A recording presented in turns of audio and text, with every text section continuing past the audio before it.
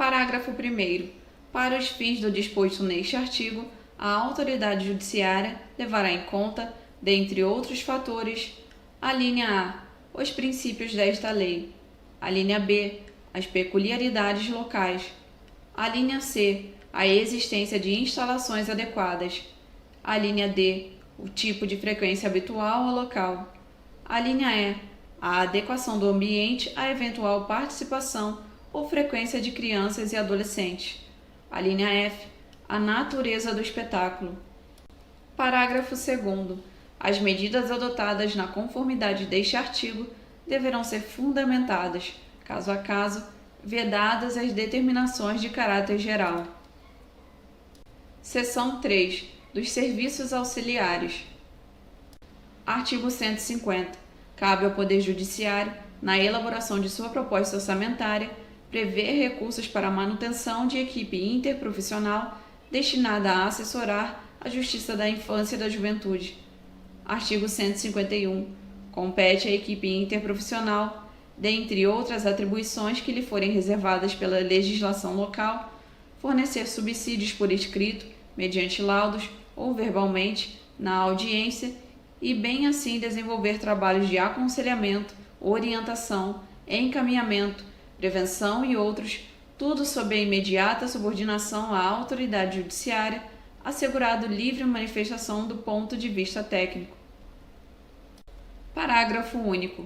Na ausência ou insuficiência de servidores públicos, integrantes do Poder Judiciário, responsáveis pela realização dos estudos psicossociais ou de quaisquer outras espécies de avaliações técnicas exigidas por esta lei ou por determinação judicial, a autoridade judiciária poderá proceder à nomeação de perito nos termos do artigo 156 da Lei 13.105, de 16 de março de 2015, Código de Processo Civil.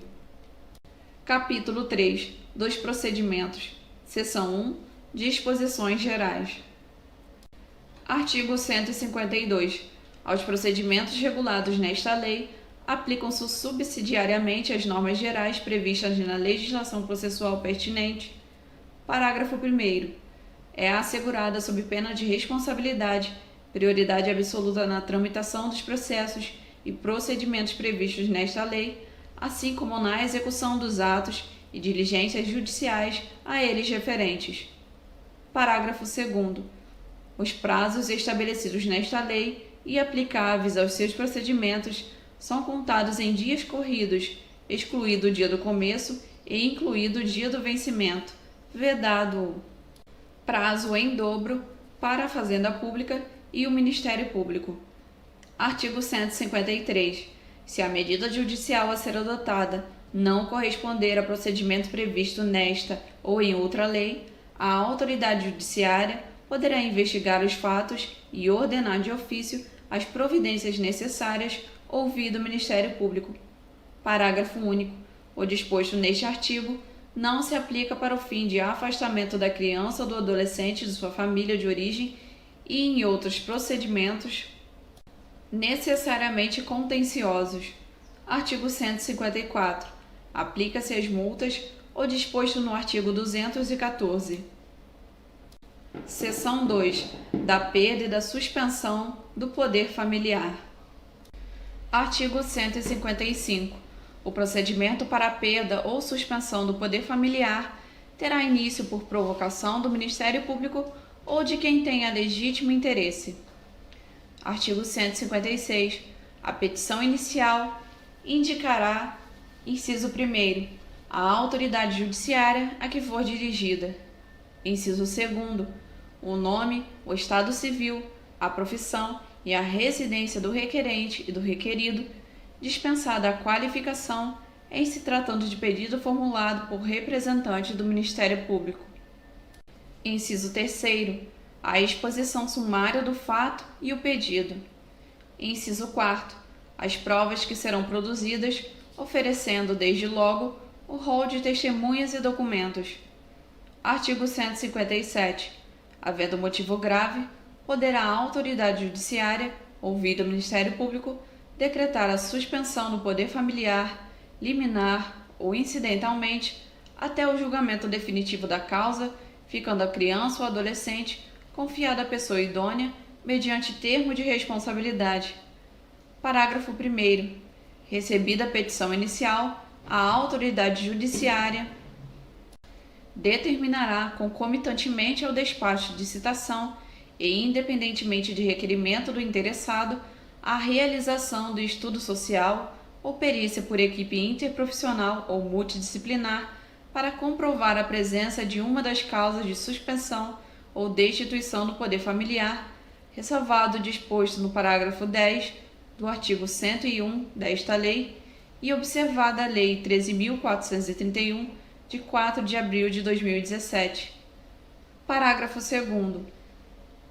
Sendo os pais oriundos de comunidades indígenas, é ainda obrigatória a intervenção junto à equipe interprofissional ou multidisciplinar, referida no parágrafo 1º deste artigo, de representantes do órgão federal responsável pela política indigenista, observado o disposto no parágrafo 6º do artigo 28 desta lei. Artigo 158. O requerido será citado para, no prazo de 10 dias, oferecer resposta escrita, indicando as provas a serem produzidas e oferecendo desde logo o rol de testemunhas e documentos. Parágrafo 1º. A citação será pessoal, salvo se esgotados todos os meios para sua realização. Parágrafo 2º. O requerido, privado de liberdade, deverá ser citado pessoalmente. Parágrafo 3º. Quando, por 2 vezes, o oficial de justiça houver procurado citando em seu domicílio ou residência sem o encontrar, deverá, havendo suspeita de ocultação, informar qualquer pessoa da família ou, em sua falta, qualquer vizinho, do dia útil em que voltará, a fim de efetuar a citação, na hora que designar, nos termos do artigo 252 e seguintes da Lei 13.105, de 16 de março de 2015, Código de Processo Civil. Parágrafo 4º. Na hipótese de os genitores encontrarem-se em local incerto ou não sabido, serão citados por edital, no prazo de 10 dias, em publicação única, dispensado o envio de ofícios para localização. Artigo 159. Se o requerido não tiver possibilidade de constituir advogado, sem prejuízo do próprio sustento e de sua família, poderá requerer, em cartório, que lhe seja nomeado dativo, a qual incumbirá a apresentação de resposta, contando-se o prazo a partir da intimação do despacho de nomeação. Parágrafo único. Na hipótese de requerido privado de liberdade, o oficial de justiça deverá perguntar, no momento da citação pessoal, se deseja que lhe seja nomeado o defensor. Artigo 160. Sendo necessário, a autoridade judiciária requisitará de qualquer repartição ou órgão público a apresentação de documento que interesse a causa, de ofício ou a requerimento das partes ou do Ministério Público. Artigo 161. Se não for contestado o pedido e tiver sido concluído o estudo social ou a perícia realizada por equipe interprofissional ou multidisciplinar, a autoridade judiciária dará vista dos autos ao Ministério Público por 5 dias, salvo quando este for o requerente, e decidirá em igual prazo. Parágrafo 1º. A autoridade judiciária, de ofício a requerimento das partes ou do Ministério Público, determinará a oitiva de testemunhas que comprovem a presença de uma das causas de suspeição ou destituição do poder familiar previstas nos artigos 1637 e 1638 da Lei 10.406, de 10 de janeiro de 2002, ou no artigo 24 desta lei. Parágrafo 3º. Se o pedido importar em modificação de guarda, será obrigatória, desde que possível e razoável, a oitiva da criança ou adolescente, respeitado seu estágio de desenvolvimento e grau de compreensão sobre as implicações da medida. Parágrafo 4º. É obrigatória a oitiva dos pais sempre que eles forem identificados e estiverem em local conhecido, ressalvados os casos de não comparecimento perante a Justiça quando devidamente citados. Parágrafo 5º. Se o pai ou a mãe estiverem privados de liberdade, a autoridade judicial requisitará sua apresentação para a oitiva. Artigo 162. Apresentada a resposta, a autoridade judiciária dará vista dos autos ao Ministério Público por 5 dias, salvo quando este for o requerente, designado, desde logo, audiência de instrução e julgamento. Parágrafo 1º. A requerimento de qualquer das partes, do Ministério Público ou de ofício, a autoridade judiciária poderá determinar a realização de estudo social ou, se possível, de perícia por equipe interprofissional. Parágrafo 2º. Na audiência, presentes as partes e o Ministério Público, serão ouvidas as testemunhas, colhendo-se oralmente o parecer técnico, salvo quando apresentado por escrito, manifestando-se sucessivamente o requerente, o requerido e o Ministério Público pelo tempo de 20 minutos cada um, prorrogável por mais 10 minutos. Parágrafo 3º. A decisão será proferida na audiência, podendo a autoridade judiciária, excepcionalmente, designar data para. Parágrafo 2º. Na audiência, presentes as partes e o Ministério Público, serão ouvidas as testemunhas, colhendo-se oralmente o parecer técnico, salvo quando apresentado por escrito, manifestando-se sucessivamente sua leitura no prazo de 5 dias. Parágrafo 4º. Quando o procedimento de destituição de poder familiar for iniciado pelo Ministério Público, não haverá necessidade de nomeação de curador especial em favor da criança ou adolescente. Artigo 163. O prazo máximo para a conclusão do procedimento será de 120 dias e caberá ao juiz, no caso de notória inviabilidade de manutenção do poder familiar, dirigir esforços para preparar a criança ou a adolescente com vistas à colocação em família substituta. Parágrafo único. A sentença que decretar a perda ou suspensão do poder familiar será averbada à margem do registro de nascimento da criança ou do adolescente. Seção 3. Da destituição da tutela. Artigo 164. Na destituição da tutela, observar-se-á o procedimento para a remoção de tutor previsto na Lei Processual Civil e, no que couber, o disposto na seção anterior. Seção 4. Da colocação em família substituta. Artigo 165. São requisitos para a concessão de pedidos de colocação em família substituta: inciso 1º, qualificação completa do requerente e de seu eventual cônjuge ou companheiro, com expressa anuência deste. Inciso 2º, indicação de eventual parentesco do requerente e de seu cônjuge ou companheiro com a criança ou adolescente, especificando se tem ou não parente vivo. Inciso 3º, qualificação completa da criança ou do adolescente e de seus pais, se conhecidos.